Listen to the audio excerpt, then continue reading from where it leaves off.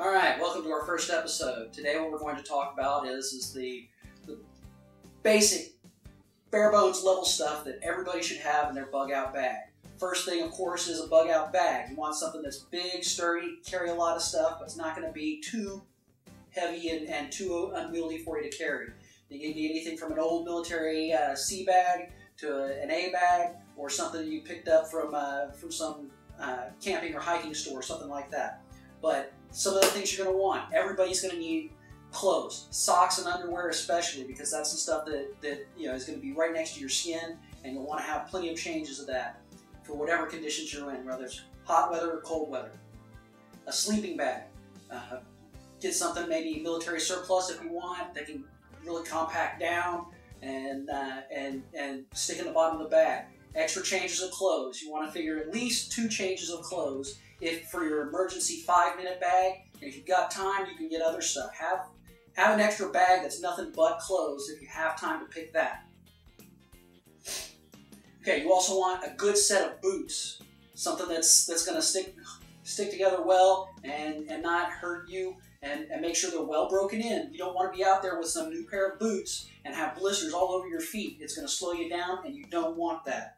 Okay, other things that you're going to want. Everybody's going to want to have things like a basic first aid kit. It's not going to get you through a battle, but it's enough to where if you come up with a sprained ankle, or you need some aspirin or something like that, it's good. Water. Water is the most important thing. If you don't have water, you die within about 3 or 4 days, depending upon the heat. Make sure you have something that's either got tablets in it that you can put in to purify the water, or this particular bottle has an actual filter built into it. So you just fill it up, stick this in there, and you can slurp it right through the straw, and it's clean. Now, if things get hairy for a long term, you'll want to be able to have something. They'll provide you with long-term water that's not dependent upon some filter. I recommend either having a big stock pot to boil water in, or even better, some type of a distillery, so that you can distill water that comes out dirty, evaporates, and goes into a separate pot or bucket or container clean. And that'll provide you with enough water to survive. Have some extra food if you've got time in your bug out. Have an extra bag. You can just go through and sweep all of your pantries and drawers and cupboards and put it all in the bag. And that should be able to sustain you, if you're smart, with enough food for a week to 2 weeks. And that's good enough to get you where you want to go and set up and doing what you need to do, unless you have something that's already pre-positioned. Other items. Towels. These good little microfiber towels, they're real small and compact. They soak up a lot of liquid and doesn't take up much space. 1 or 2 of them is good.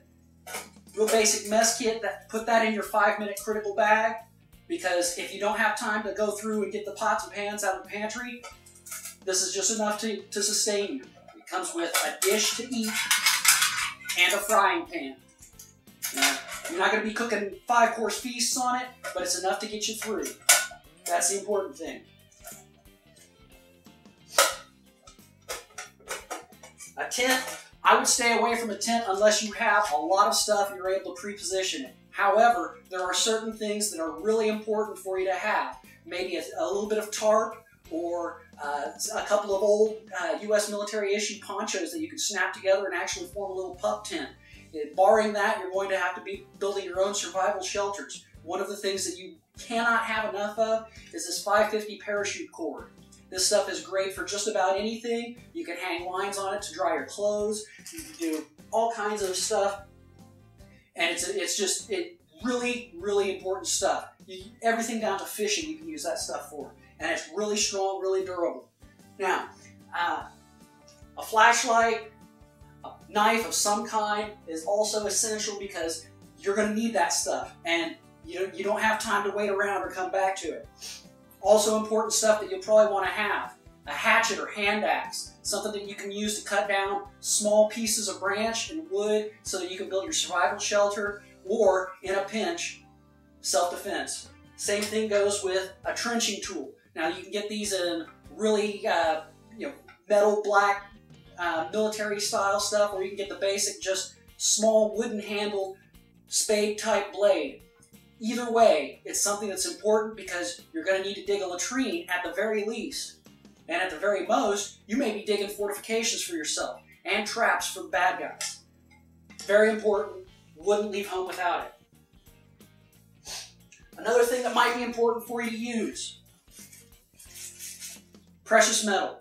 Now, some people are talking about gold like it's going to go through the roof and it's going to be the only thing that you can use to barter with.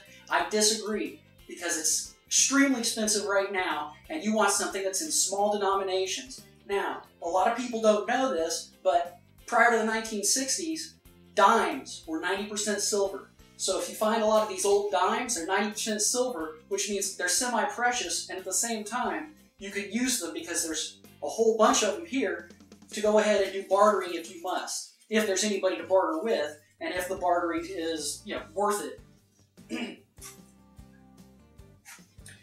Now, those are just the real basic things. When we come back, I'm going to start talking a little bit about firearms defense.